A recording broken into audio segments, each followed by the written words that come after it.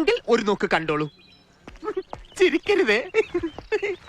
Flash back. കലാപകാരികളെ ചെറുത്തു തോൽപ്പിക്കാനുള്ള നല്ലൊരായുധം കൂടിയാണ് കല.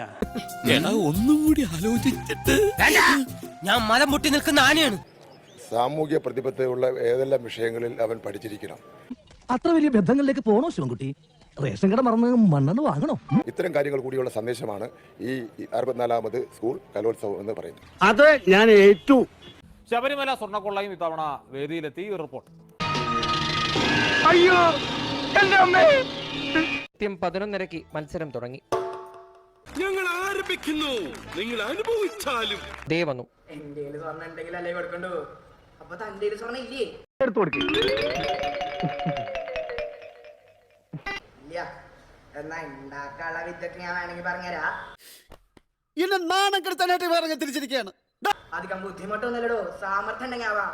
ഇപ്പൊ വലിയ വലിയ സ്ഥലങ്ങളൊക്കെ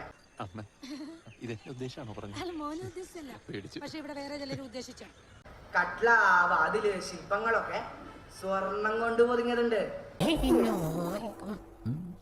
എന്താ ഉറക്കം വരുന്നു?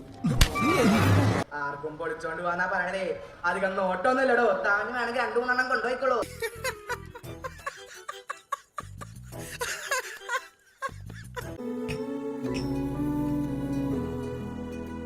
കക്കണേന്റെ ഒരു പങ്ക് തന്റെ കൂട്ടുകാർക്കും തന്റെ സഖാക്കൾക്കും വിൽക്കും.